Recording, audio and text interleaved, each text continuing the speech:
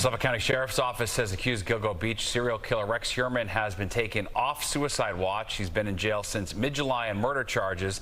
Several of his victims were found in a remote marsh off Ocean Parkway. And now a former NYPD cold case detective is urging police to keep looking and expand their search of the secluded woods near Heuermann's home. Joseph Giacalone joins us now. He is the author of the Cold Case Handbook and a professor at John Jay College of Criminal Justice. Joseph, thank you so much for joining us.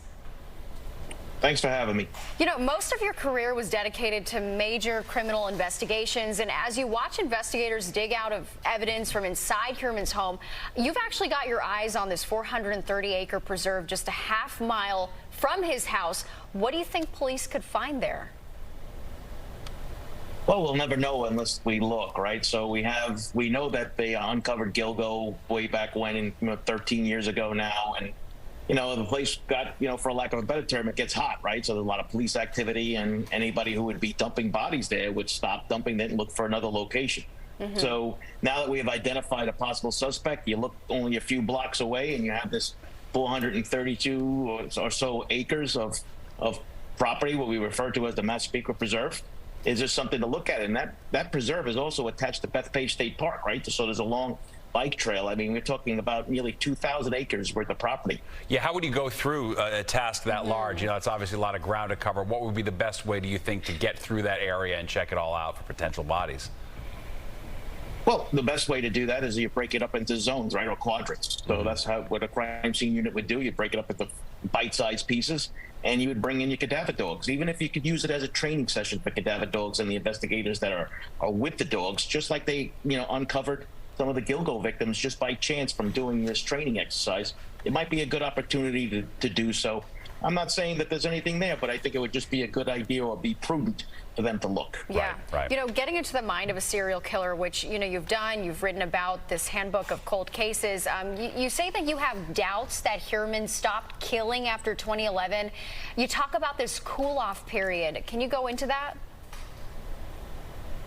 Well, just from what we've known from research of serial killers, that they will take some time off per se, and be, especially if something gets really hot, like the police department did in Gilgo investigation, and all the talk and the media and everything else goes like that, you're going to run away from that area. So if you're not going to, unfortunately, these guys just don't stop, right? They'll take a time off and they'll look for something else or a different location.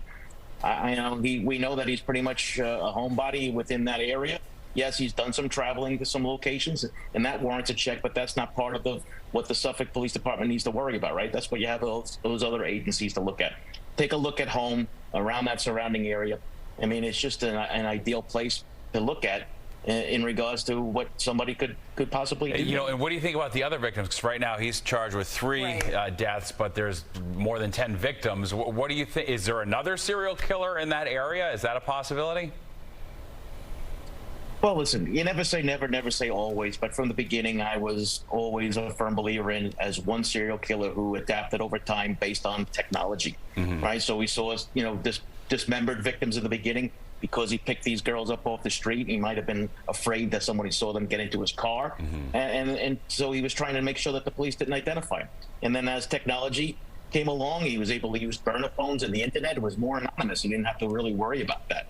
So, only time will tell. There's going to be a long, hard investigation. I have all the faith in the world in Rodney Harris and then the rest of the crew out there in Suffolk. Yeah, well, more to come. We'll see if the investigators end up going in that area. Yeah, hopefully all the victims' families can get some answers finally. That's for sure. All right, Giacalone, we appreciate it so much. Thanks for joining us.